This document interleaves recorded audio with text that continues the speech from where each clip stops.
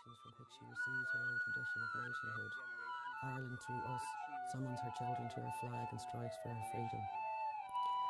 Having organised and trained her manhood through her secret revolutionary organisation, the Irish Republican Brotherhood, and through her open military organisations, the Irish Volunteers and the Irish Citizen Army, having patiently perfected her discipline, having resolutely waited for the right moment to reveal itself,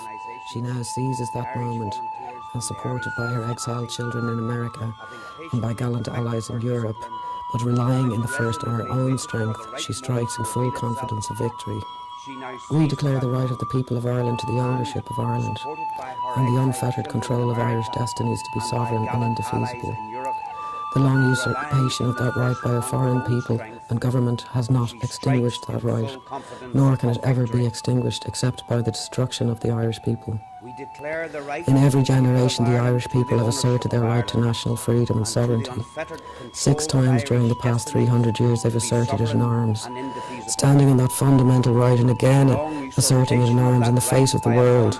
we hereby proclaim the Irish Republic as a sovereign independent state. And we pledge our lives and the lives of our comrades in arms to the cause of its freedom, and of its welfare and of its exaltation among the nations. The Irish Republic is entitled to and hereby claims the allegiance of every Irishman and Irishwoman. The Republic guarantees religious and civil liberty, equal rights and equal opportunities to all its citizens, and declares its resolve to pursue the happiness and prosperity of the whole nation and of all its parts, cherishing all the children of the nation equally, and oblivious of the differences carefully fostered by an alien government, which have divided a minority from the majority in the past, until our arms have brought the opportune moment for the establishment of a permanent national government representative of the whole people of Ireland, and elected by the suffrages of all her men and women.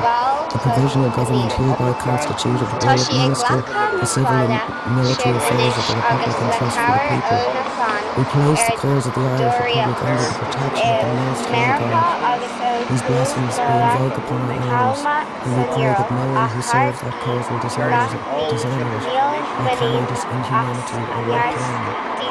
In this supreme hour, the Irish nation must by its valour and discipline, and by the readiness of its children to sacrifice themselves for the common good, prove itself worthy until our arms have brought the opportune moment for the establishment of a permanent national government,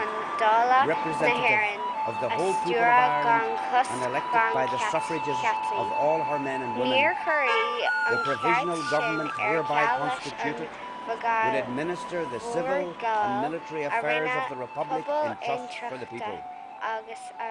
We place the cause of the Irish Republic under the protection of the Most High God, whose blessing we invoke upon our arms, and we pray that no one who serves that cause will dishonour it by cowardice, inhumanity or rapine. In this supreme hour, the Irish nation must, by its valour and discipline, and by the readiness of its good, prove itself worthy of the august destiny